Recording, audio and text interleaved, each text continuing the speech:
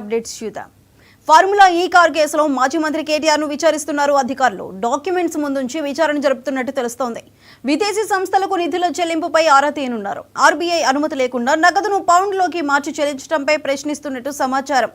అలాగే బ్యాంకు ఉద్యోగులు పలువురు హెచ్ఎండిఏ అధికారులను కూడా ప్రశ్నించనున్నారు.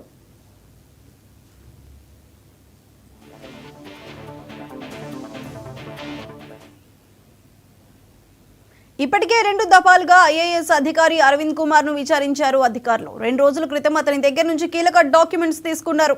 అరవింద్ కుమార్ స్టేట్మెంట్ ఆధారంగా కేటీఆర్ ను విచారిస్తున్నట్టు తెలుస్తోంది.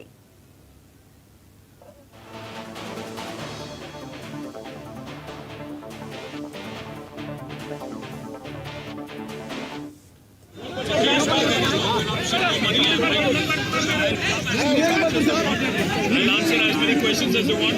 I'll certainly ensure that justice will prevail in the court.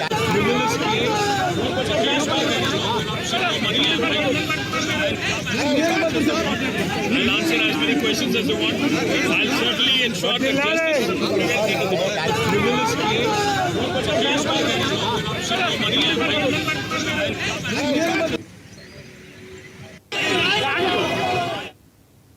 Formula ఈ కార్ కేసులో మాజీ మంత్రి కేటీఆర్ ను విచారిస్తున్నారు అధికారులు. డాక్యుమెంట్స్ ముందుంచి విచారణ జరుపుతున్నట్టు తెలుస్తోంది. విదేశీ సంస్థకు నిధుల చెల్లింపుపై ఆరా తీయనున్నారు. ఆర్బీఐ అనుమతి లేకుండా నగదును పౌండ్లోకి మార్చి చెల్లించడంపై ప్రశ్నిస్తున్నట్టు సమాచారం. అలాగే బ్యాంకు ఉద్యోగులు పలువురు హెచ్ఎండిఏ అధికారులను కూడా ప్రశ్నించనున్నారు.